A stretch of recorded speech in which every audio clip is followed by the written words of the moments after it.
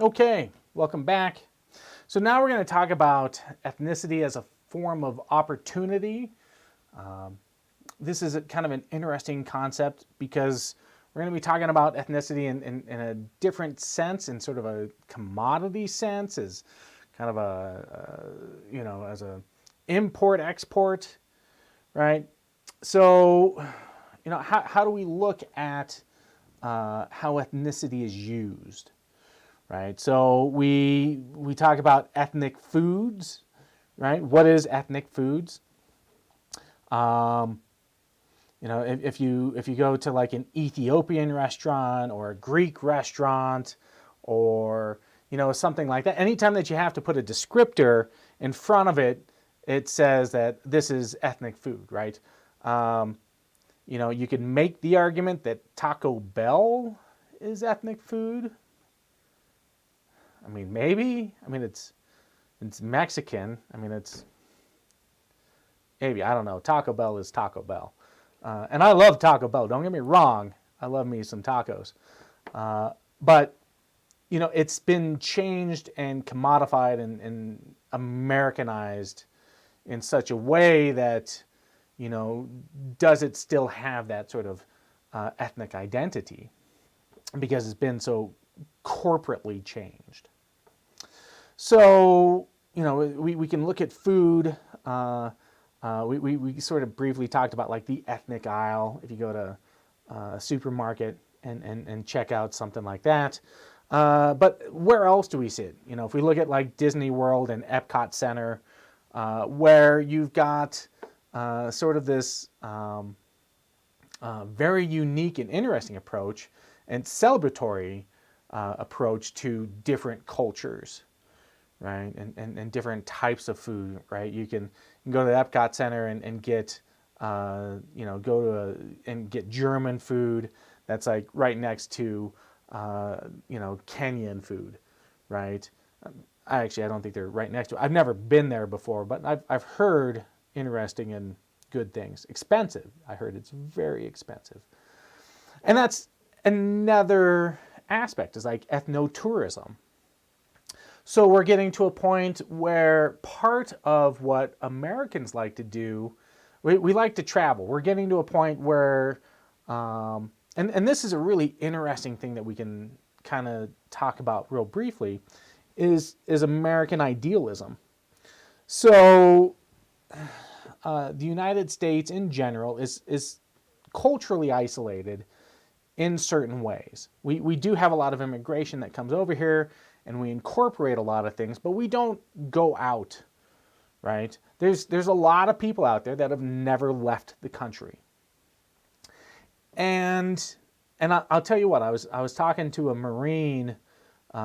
She retired from the Marines after 20 some odd years, and we were having this really great discussion. And she said that one of the most important things that Americans can do is to leave America. Go out and travel, go to another country, experience what it's like to be somewhere else and to be with other people, to get that experience of what the world is like outside of the United States. And I found this idea, this conversation that we had, to be really, really important for us to sort of talk about. And this is a generational change as well.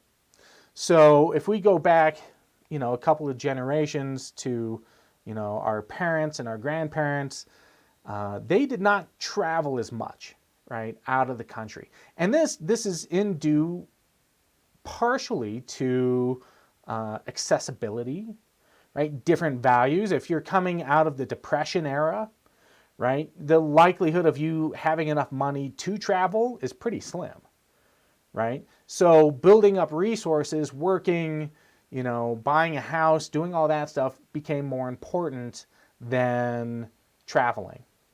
Where now we have this exposure, right? We have globalism, we have the internet, where we can, look at pictures and videos from all around the world, and the concept of wealth is changing. Okay, and what is it to be wealthy now? And if you look at Gen Xers and millennials and now Gen Z, there has been this transition that has been going away from material goods to experiential goods, right? Going out and traveling instead of buying like a big house in the suburbs where, you can have 3, 4, 5 kids. You're seeing more and more young people sort of skipping having kids and really going like, well, I really want to hit all of these other countries and experience them. So we have this concept of ethno-tourism where it's not just about going to different places, but it's going out to experience different cultures, right? To experience different ways of life. And there's a lot of Americans that are doing this. There are a lot of Europeans and mostly countries that have the means to do that, right? Because a lot of it comes down to who's got the money. Who has the money, who has the time. And as wealthy countries, we find that we have the capability of going on these adventures. So, we have a lot of countries that are actually starting to use tourism as one of their major means of gaining their GDP, their gross national product, can be tourism. You've got countries like Costa Rica where they have, worked really hard to get American expatriates to come and live there. People that have decided to leave the United States and move to another country. Costa Rica is great as a location to do that. And part of it is the fact that Costa Rica said, hey, everyone should know English, right? If you were to go to Costa Rica right now, and you didn't know a lick of Spanish, you'd be fine, right? You could totally get by without having any issues because everybody there knows English, right? And it's because part of that idealism of what they want to accomplish as a country includes having ecotourism be a part of it. So you've got people traveling from the United States going to Costa Rica and experiencing Costa Rica because, for one, it's kind of easy, right? You don't have to know a lot of Spanish. You don't have to, and still get that that experience outside of your normal culture. So we see ethnotourism becoming sort of a major thing, and it's been changing due to different generational attributes, right? We've got more money now than we've ever had, so the Gen Xers and millennials are like, hey, I'm loaded, but I don't really want to have, a big house. Or maybe I'm not loaded. Maybe I'm having a hard time, but I can still, I can travel around the world and I can do it pretty cheaply, right? I can stay in hostels and I can camp and I can do all of that, but it's more about the experience. So a lot of people are moving away, going towards minimalism versus sort of these the traditional American dream of buying that house with a white picket fence and having 2.4 kids and a dog, right? So so this is kind of indicative of how ethnicity is changing, our ideas about travel, right? And what we want to be able to experience. And so the next question that I have for you guys is I want you to think about what do we consume that that is ethnic, that can be commonplace, right? What are these ideas of ethnic goods, and that we consume regularly? And we've talked about food, right? We've talked about food a little bit, and we've talked about tourism as something that's becoming more and more accessible. But what else is out there that we might consume? Well, art's one thing.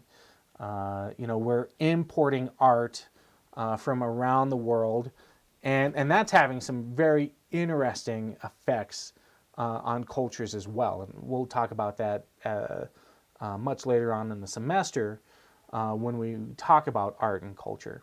But art is an aspect of it. What about music? Right? Music is huge. That's something we consume on a regular basis. I was just thinking about the fact that probably about 6-7 years ago, I had a friend of mine who told me about Mongolian throat singing and showed me a clip of these Mongolian throat singers, and I'm like, wow, that's really cool. And if you've never heard a Mongolian throat singer, it's pretty rad. And then I saw this music video of these Mongolian, it's like a Mongolian rock band, and this is like 4 years ago, 5 years ago. I think I was in grad school, and it was this band called The Who. And I don't know if you've heard of The Who, not The Who, but The Who, H-U. And they have come to like the United States and become like this kind of big sensation. If you ever listen to like KBPI, you'll hear them every once in a while, and they've made a couple of remixes or collaborations with other American rock artists. And we now have Mongolian hard rock throat singers and bands that are able to come over to the United States and get their music played, which is just rad. I mean, that is so like super cool. I think it's just super awesome, and I love that stuff, right? But that's something that we are now able to consume through globalism, right? We see these different types of artwork, we see different types of music, and all of a sudden we're like, oh man, I can now consume this. So and those are kind of the big three, right? Food, artwork, music, as sort of the big consumables that we have when it comes to ethnicity, right?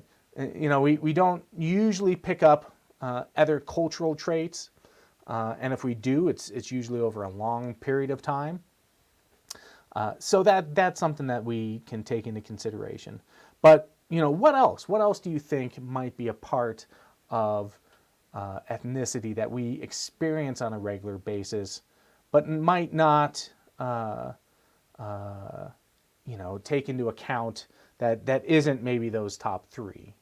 The food, music, and artwork. I was just thinking about K-pop, right? And K-pop kind of confounds me a little bit. Maybe I'm showing my age, and I think it's super cool. When I was in grad school, one of my cohort, she's Korean, and we would go to, because this was in Los Angeles, we went to different Korean festivals. Her work was with K-pop bands and K-pop fandom, and sort of watching, and seeing her research develop, and to see how K-pop has influenced, American culture now, that it's becoming more and more popular, and that you've got different bands or groups. I'm not even calling them bands, because they're not bands. They're not usually playing instruments. They're singers and they're dancers, and the industry that goes behind K-pop. And that was one of the things that I found absolutely fascinating, was the concept of how South Korea as a country made the conscious decision, the government made a conscious decision to create and export in music, right? Japan has this huge export on culture, right? And Korea was like, oh, we ought to do the same thing. And so literally, like, there are schools where you go to become a K-pop artist. And you have huge auditioning companies that, will take you in and train you and then put together a group in which you fit, right? Like a puzzle piece into whatever it is that they're trying to construct. And so, if you think about, culture and these ideas about exporting ideas and exporting music, and to see how it can be sort of changed dramatically.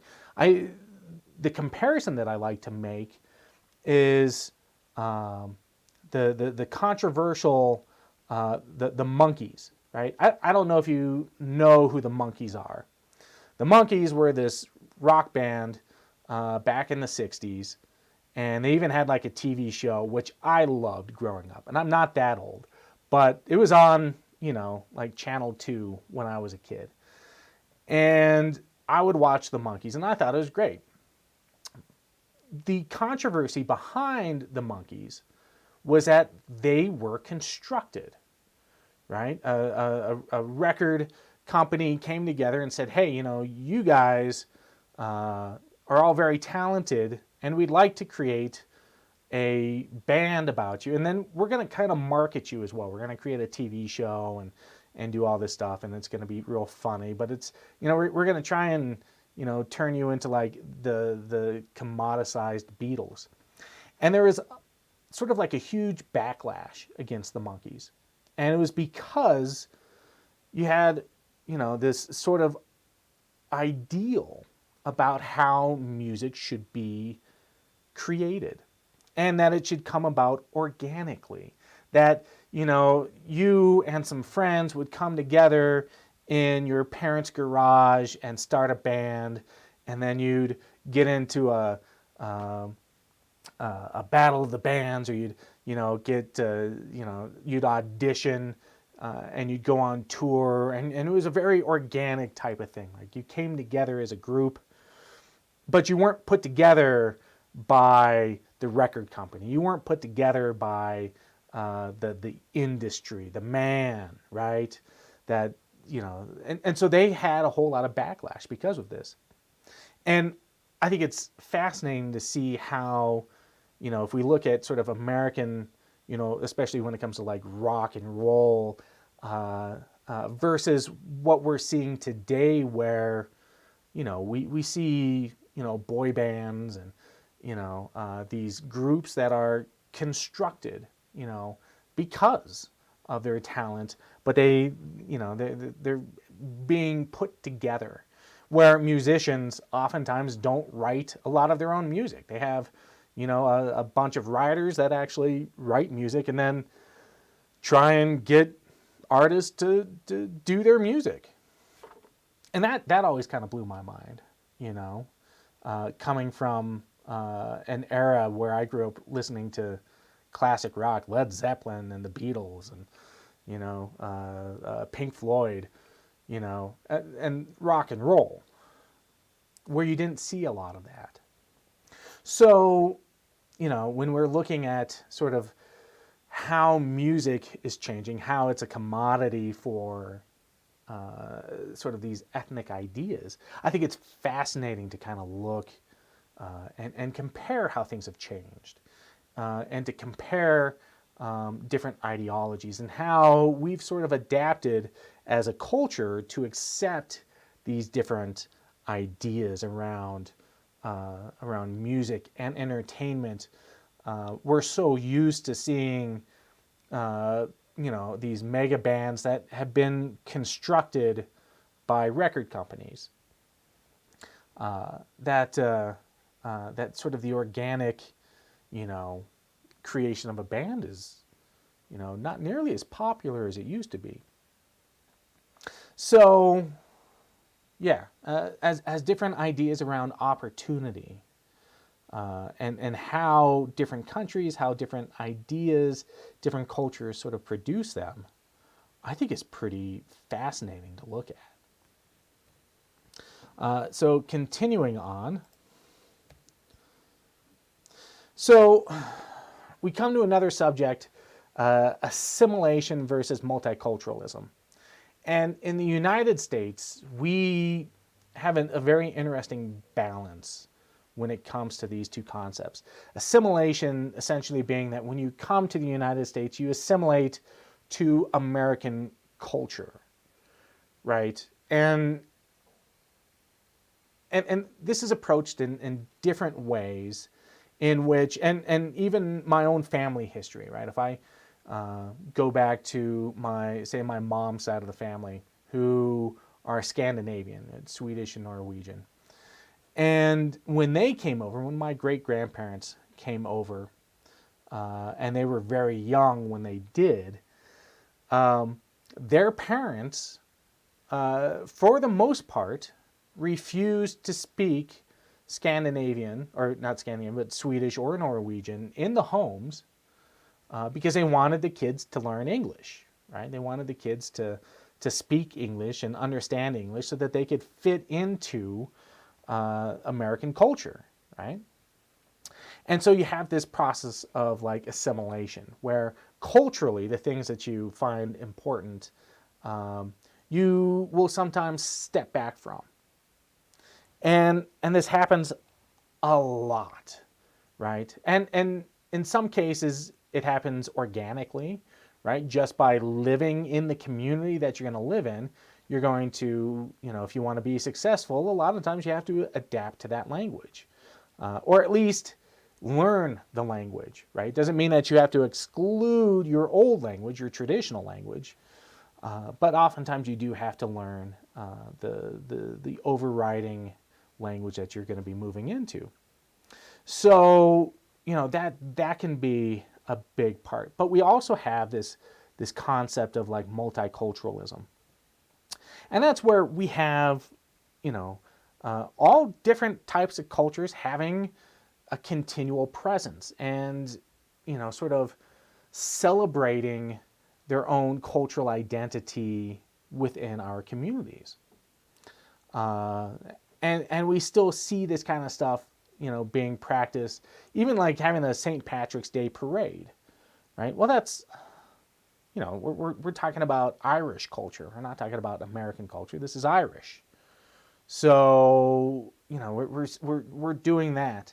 And sort of what's happening too, and I think this is a really interesting thing to kind of bring up as well, is this approach towards going away from like Christopher Columbus Day, right? So, for many years, Native Americans and a lot of other folks as well, as we have learned about sort of the history around Christopher Columbus, not necessarily discovering the United States, in which he also didn't. He wasn't the first European to come to the United States. We can thank the Vikings coming here hundreds of years before Christopher Columbus ever did. Columbus just, stayed. And the Vikings, they turned around and left. Or died off. That's still up for debate.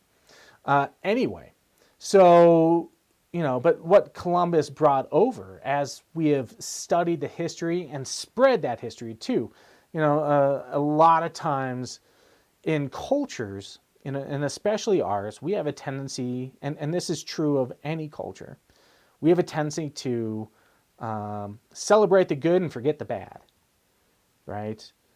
So, we say, oh, Christopher Columbus discovered America. Well, yeah, sort of the modern day Europeans were like, oh, hey, we think this is India. They didn't think it was the United States or America, because they didn't know it was America. Christopher Columbus thought this was was a part of India or part of Asia, which is why we have Indians, right? Native Americans, and we also have Indians, in the subcontinent of India, right? Because they were sort of confused, right? Columbus was a little confused on that, and so was early Europe, until they figured all of that out. So anyway, but we find out that Columbus himself was really kind of a bastard. brought, he was a cold-blooded murderer. He was, I mean, all these different things, So Columbus himself, not a great individual. And so there's been this big pushback, right, to not celebrate someone that, for many people, represents a very dark period of time in their history. So, we're dealing with, again, this conflict within culture.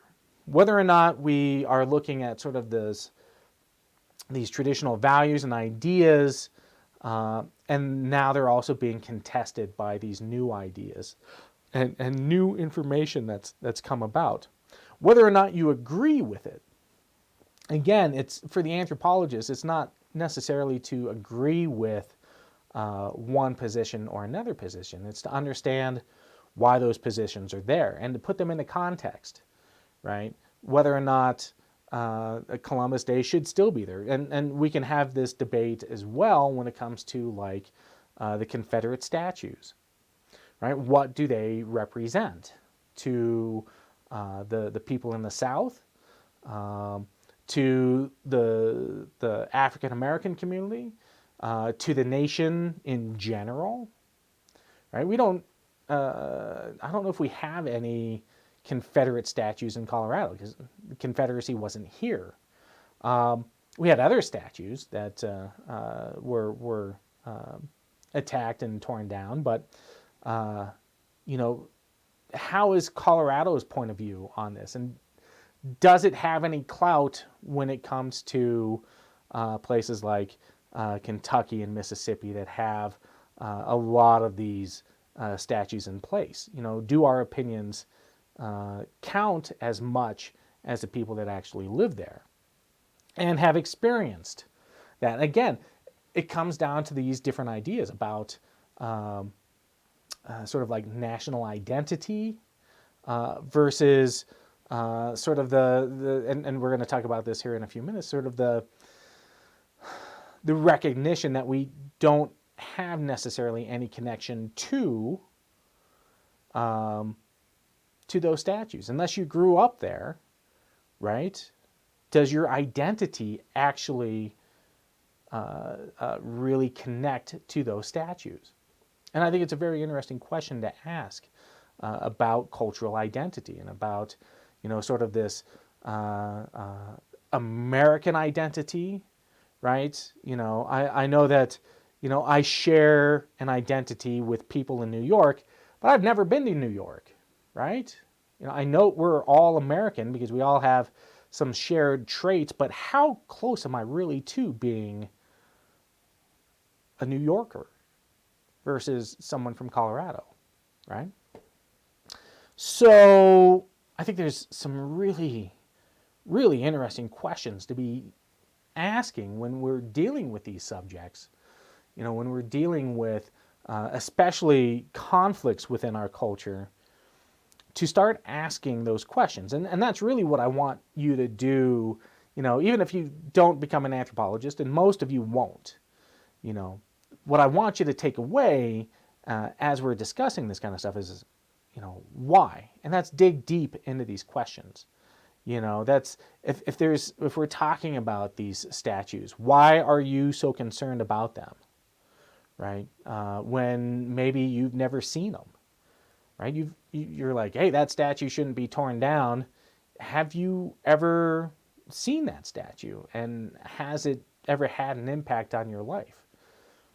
And so your opinions, that bias, right, is something to take into consideration. Whether or not you think they should stand or should fall, right? It doesn't necessarily matter what your position is. Try and figure out why you have that position, and then dig deep into trying to understand, what's happening within that community, within the larger community around it, within the national community and the identity, right? So I think there's some really important things to be asking about when we're talking about our identity as Americans. So, I think it's certainly very interesting to look at how we've developed as a country. We've sort of become this melting pot, where we're taking a dash of this and a dash of that, and are we stewing it all down into one, kind of tasteless soup that we all kind of recognize, or do we add more spice, and add more flavors and more diversity? And America has sort of like an issue with this, right? We both celebrate and push it away, right? We have incorporated all these different cultures, and yet we're like, maybe we don't want any more, right? Maybe we're happy with what we are now. And so I think it's fascinating to try and answer those questions, right? What are we becoming? What are we now? Right? I think a lot of people, their ideas of identity are very interesting when it comes to these kinds of subjects. So I think what we need to also discuss is, these ideas of ethnicity and nation, and how we sort of come about these identities, right? We call ourselves American, but are we American as compared to like New Yorkers, right? Because they've got different ideas, right? We have an overarching idea on, or idealism, right? Our ideals, our values, right? A lot of them are the same, so we have those shared things. And we have a lot of the shared norms, although those are oftentimes contested, even from state to state. So, there's a whole bunch of stuff. But, if we look at sort of the construction of being a nation, what we're looking at is a relatively new approach to these ideas of statehood. If we look at countries like Mexico and Canada that are, they're distinct countries, and the United States in itself, it isn't necessarily a country all into of itself. We kind of think of it as, but the federal government really oversees like 50 different countries, right? Each state has its own governor who's in charge, who does their own taxes, does their own, they have their own National Guard, right? Their own military force, right? That is a militia. You've got constitutions that, some states, you might have a federal law that goes into place, but it might not be recognized by all the states. And that can be an issue, right? So really, it's the United States is really like a combination of 50 different countries. And that's, some people might debate that, but that's kind of how I see it as an anthropologist, looking at these identities as ethnicities, as nations. If we go back prior to sort of our modern concept of nation states, we look at like city states, and we can look to places like Greece and Rome, that you had mostly like cities that had their identity, right? You were Athenian, or you were Spartan, or you were Roman. And you didn't necessarily have sort of a national identity until, you were from Athens and from Sparta and from Thebes and, not Thebes. And all of a sudden you're like, well, we're all kind of Greek. So maybe if we combine our resources together and we combine our, we're all speaking kind of like the same language here, that you start seeing this identity of nationalism taking place. These smaller city-states that are coming together, that have more and more influence on their surrounding. and then are like, oh, well, maybe we ought to consolidate. And so you start seeing larger and larger populations having more and more influence on the surrounding areas. And then you have conflict with your neighbors, and you're like, well, maybe we should have a border, and you guys stay over here and we'll stay over here, and we'll just agree that our distinct cultures will stay in these, distinct locations.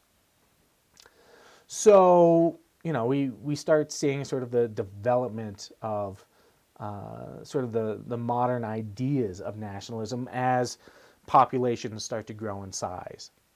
Now, that's not to say that we still don't have city-states. Vatican City, which is in Rome, is not a part of Rome, right? Vatican City itself is its own entity, right? And it's run by the Pope, right? The Pope is the head of state for Vatican City. Then you've got places like Washington, D.C., right? Washington, D.C. is not a part of any state. It is a separate entity, right? It might be surrounded, but in itself, it is separate, right? It is the District of Columbia. It is run by a mayor, and you've got the federal government headquartered there, but it hasn't achieved statehood. And this is something that is actually being discussed, even like right now. Should Washington, D.C. become the 51st state? And a lot of people say yes, because there's a lot of people that live in Washington, D.C. and don't have representation within the federal government. So it's a very interesting question to ask about representation. So you've got city-states that eventually become sort of these new concepts of nationalities, and how those nationalities are usually developed as populations grow and influence spreads out. So, and a lot of times it comes down to not only like shared idealism, but shared resources, right? And who do you call when you get sick, right? And this kind of goes back to these ideas of kinship, but on a much larger scale, right? Who do you call when you need aid? If you have a flood, right, which of your neighbors is going to come help you out? If Boulder were to get flooded right now, would Denver come help and assist? Yeah, they would, right? Denver, as a city, the city of Denver would say, oh, yeah, Boulder's, we're going to start sending some of our employees over there. We're going to gather up the troops. We're going to head over and we're going to help out. And we're not going to just leave Boulder to sink. So, you've got these different cities that are like, oh, we do share a bunch of these commonalities. Maybe we'll come together and create those alliances. And all of a sudden you see all these cities that are coming together and creating these alliances. And then you have powerful people, especially when we're talking about like kingdoms, that end up creating a lot of influence either through military force or hegemonic force or religious force that influence how people think and behave and believe. And that can have a huge impact on how a nation might be formed.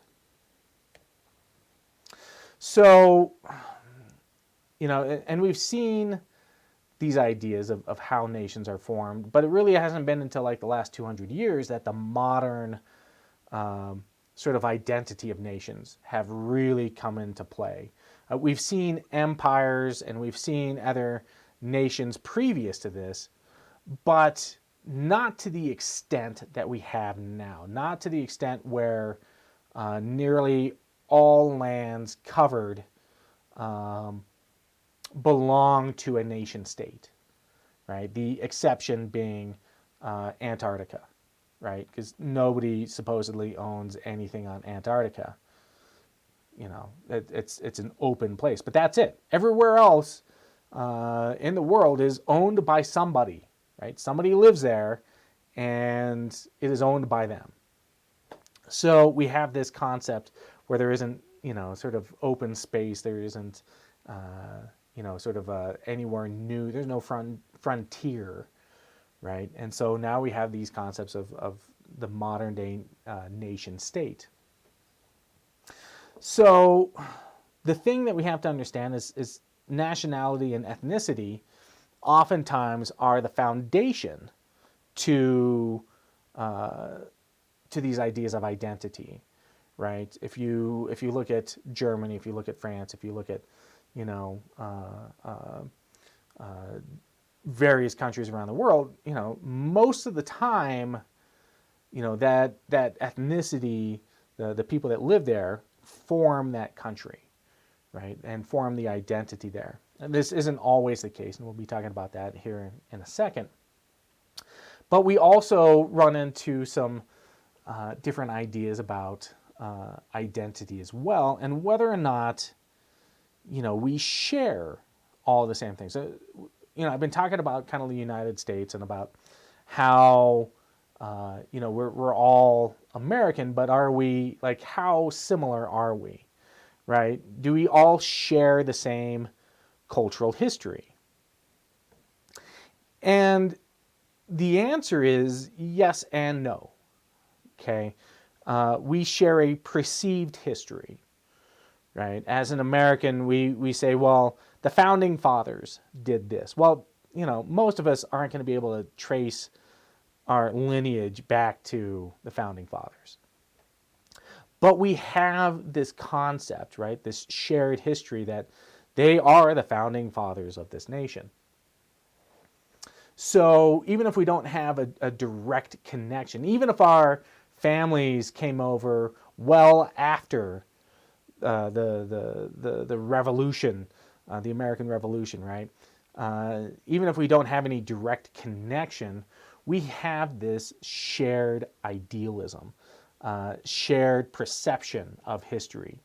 Even if we've never actually experienced what it's like in other parts of the United States. We all have, we're all taught the same things in school. We all have these different ideals that we all kind of live up to. And the interesting thing to kind of contemplate is whether or not it's fiction or if it's imaginary. Is this history that we are sort of agreeing to, is it actually ours? Does it match our the truth behind our history? And this is a really important question to kind of consider, because if you, as an American, as a, let's just say a white male American, were to go to a reservation and you were to talk to Native Americans and talk to them about the history of America, and would it look the same? And the answer is no, right? The answer is very, very much no.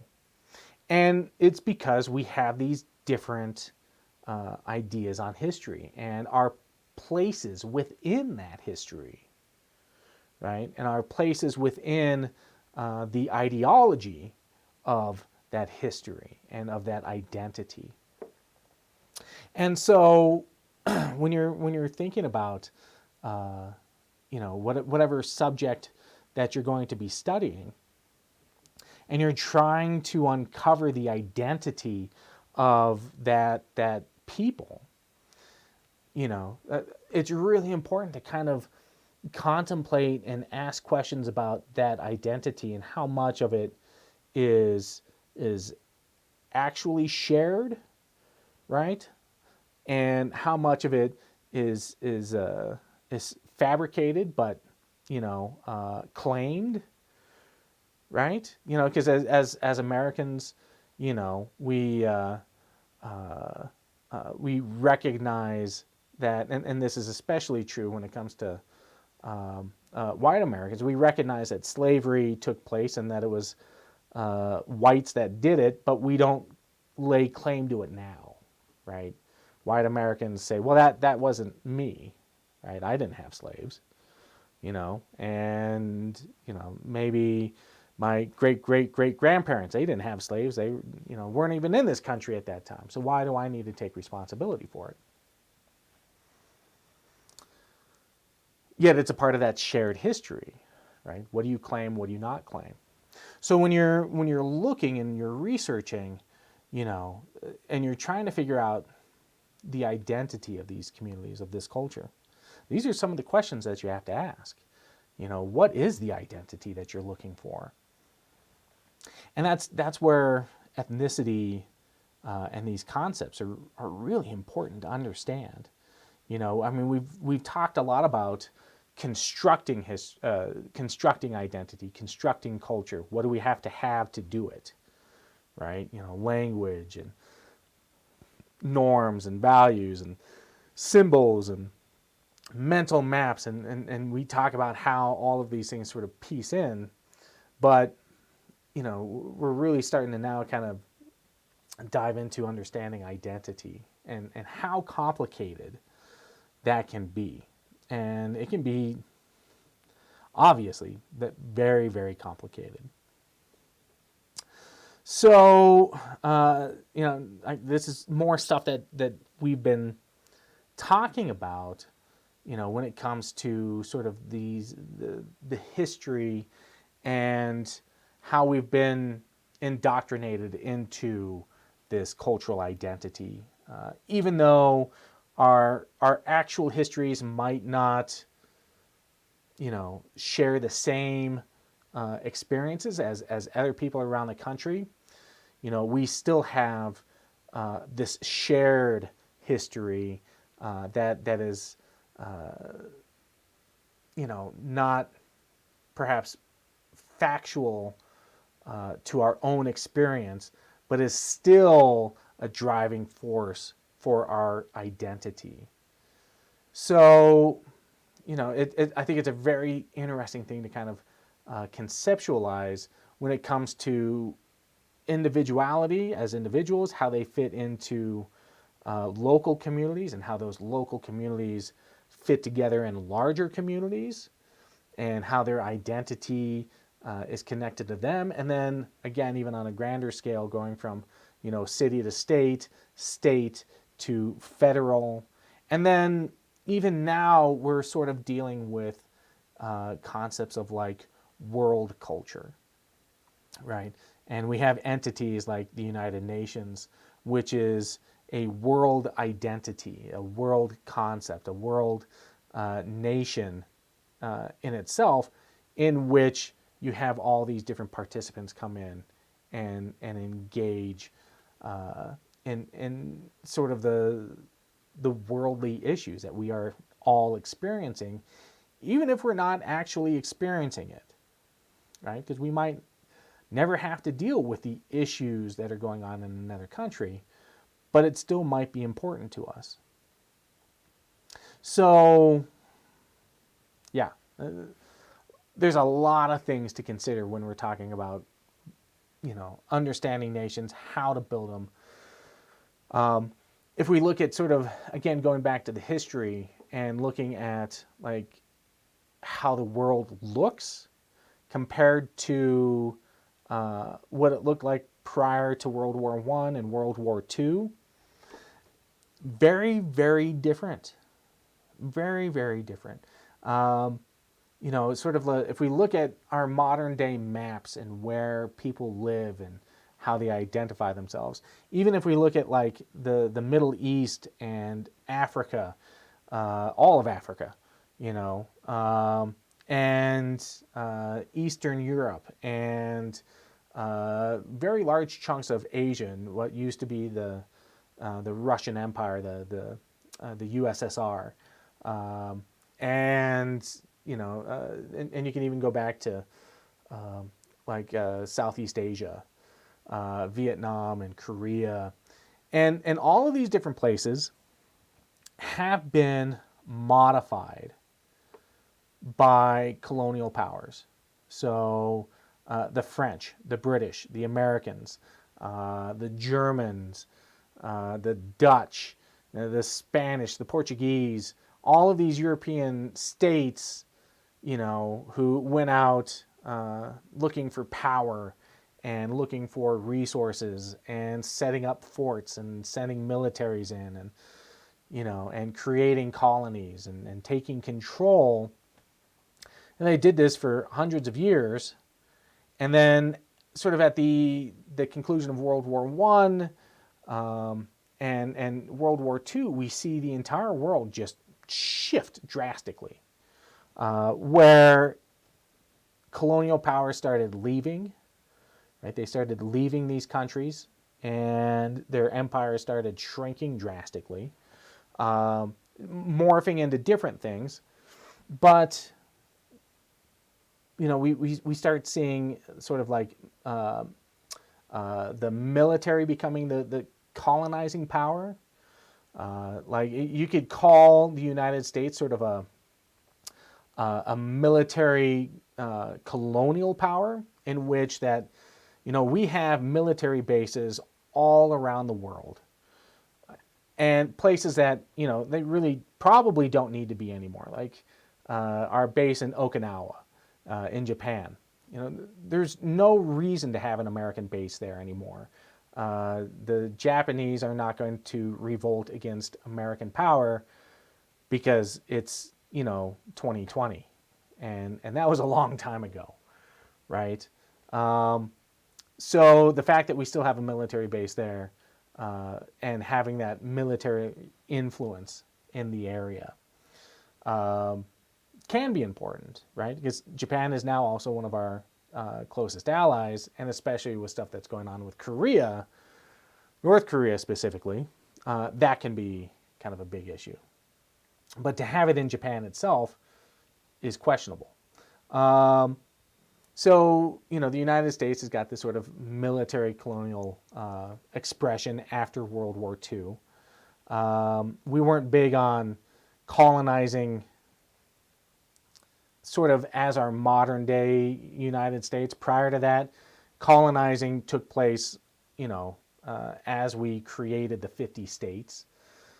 So we were big colonizers, but we weren't really big on going outside of what we thought of as our national boundaries. The few exceptions being, like Hawaii and a lot of the other Pacific Islander islands, and then like Puerto Rico and then a few other places. So, but they were relatively close, except for the Pacific Islands. So, maybe that whole statement didn't make a whole lot of sense, because the United States has been a big colonizing power. We just didn't do it in Africa, and we didn't do it in the Middle East, and we didn't do it in those locations. And then we stopped going south, and we stopped going north. And basically we had our borders on the east and west with the oceans, with the Pacific and the Atlantic. So that kind of stopped us from spreading once we were kind of settled. So the colonial powers really started changing over time, and we look at sort of like what happened with the Middle East. And this is important to try and understand how like Iraq and Iran and Afghanistan and all of these countries who didn't exist prior to like 1932, right? Post World War I, because they were part of the Ottoman Empire. And the Ottomans fell at the end of World War I. And the French and the British were like, well, we sort of need to figure out what we're going to do with these territories that we just sort of conquered. So I guess we're going to, colonize them, but we're going to go ahead and just sketch out, these boundaries.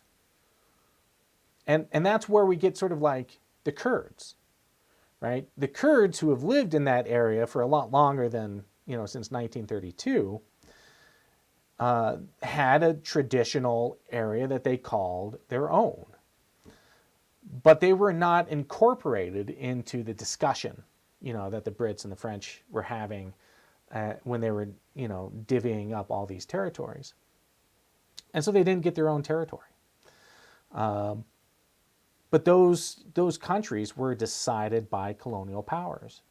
And North Africa can also be sort of considered to have experienced the same kind of colonial mapping techniques that the British and the Germans and the French and the Italians were like, oh, we're just going to divvy all of these places up and we'll have our powers there. And then eventually, they left countries in place. Not always representing the people that were living there, right? Sometimes these borders were arbitrary. So it created and has created a lot of cultural tension within these areas. And especially post-World War II, if we want to really get into a conversation talking about Israel and how it was created, and then as a new power in the area, and how it sort of created a lot of cultural conflict within the region. You can see all kinds of issues that are coming about. Whether or not you agree with Israel becoming a country or not, it's interesting to look at what's happened since then, right? Not necessarily the decision making, and not saying what if, but let's look at the consequences. Let's look at what's happened within the various countries surrounding Israel and the impact that it's had since then.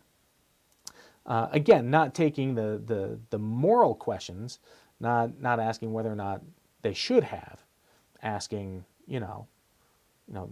what has happened, and those are all very difficult questions because, again, they're connected to so many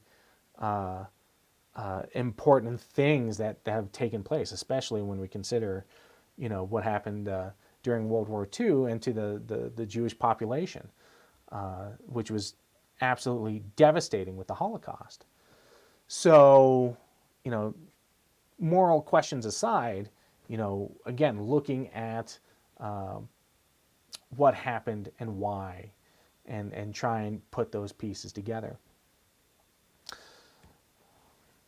So, in conclusion to these lectures on ethnicity,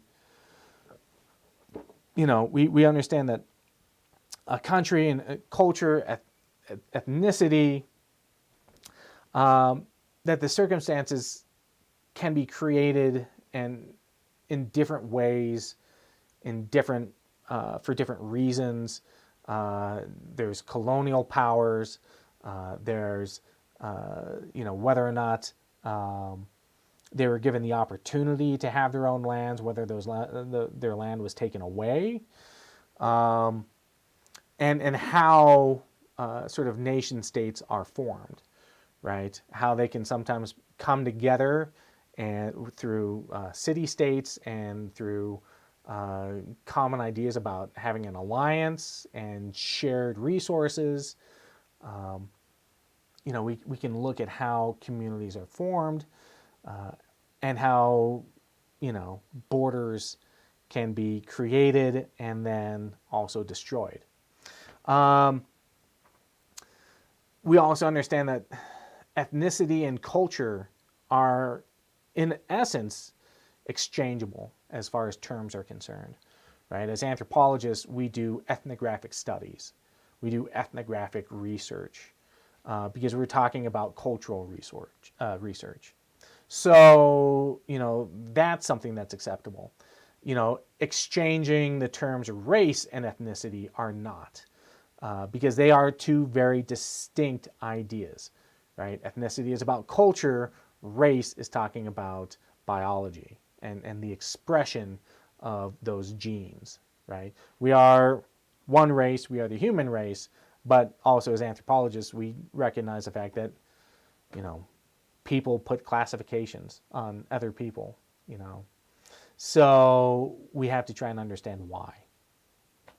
And then understanding that culture and ethnicity does not have to be constrained to a border, right? Doesn't have to be connected to a nation, especially if we consider like the Kurds, and if we consider the Sami, and if we consider different Native American groups and other groups around the world that, their identity, their community might not be represented by the larger community. So, and then what happens to those smaller communities? What's going to happen to the Kurds? And we've seen what's been happening to the Kurds. It's been pretty terrible. And to the Sami and to Native American tribes. And we've seen what's happened to them over the decades and last few hundred years, and the devastation and all the terrible things that have happened. So, it's important to look at this kind of stuff, to ask the questions. Why are we doing this? Why us as a culture? Why do we have this cultural identity as being Americans, even though I've never been to all 50 states? I've never experienced, life in New York or in Florida or somewhere else, in Hawaii, in Alaska, which, two totally different places. But there's still some sort of narrative that we all share. Whether or not that narrative is sort of representative of our own history, our own personal history, as individuals, or even as smaller communities, right? We still oftentimes share those, but then they can also be in conflict with each other, right? Whether or not you go talk to a Native American who, they're American citizens, but their ideas of what nationality and what American history and their shared experience is going to be like is going to be very different from your own. So, when you think about ethnicity, you got to remember it's about culture, right? It's about having like a shared common set of history and identity and shared geography. And it can also be contested and contested greatly. It all depends on where you are and what kind of experience you're having. So, when you go out and you see what's going on TV and you see what's going on in politics and all of this stuff,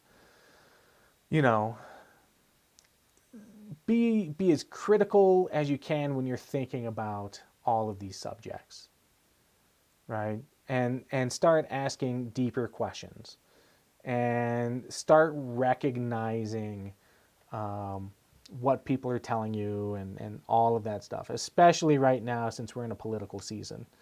When we talk about America, what is America? I think that's a very interesting question because it's a highly complex answer. So, yeah. Anywho, that's it. For homework, same thing. Do a reflection paper on what we talked about for this lecture. I'll post the discussion up, and so you can talk about these different subjects. You can discuss these different ideas on identity, on ethnicity. Let's see what else. And as far as the paper is concerned, email me. If you know, if you have whatever your idea is for your paper, email me what you want to do. Again, you know, we're talking 5 pages.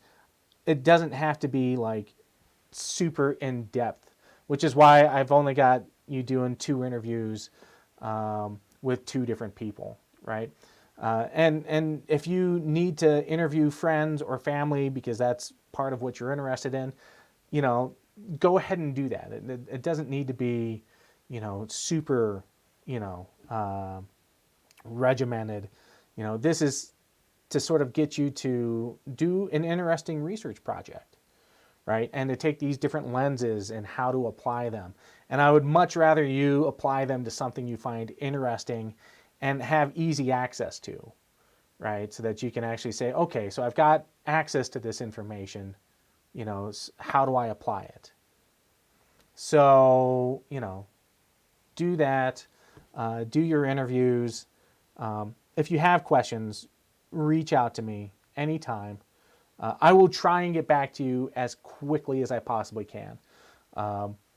So, you know, if you don't hear from me immediately, don't be afraid to send another email. I get 100 emails a day, and I try and not, you know, go through them as quickly as I can. I don't always get caught up. So, you know, but still, do it. Send me a message. Send me a message through through the platform, and we'll work together and get all this stuff done. And it should be fun. I mean, the research paper should be interesting, should be fun for you to ask questions and to have those discussions. And then put together an interesting research paper. So, yeah, all right, that's it for me. I hope you have a great week. I should have your midterms graded by the end of the week-ish. I make no promises, but you should have them back pretty soon. Yeah, okay, that's it. Be well, stay safe, go vote, and we'll see you next week. Okay, adios.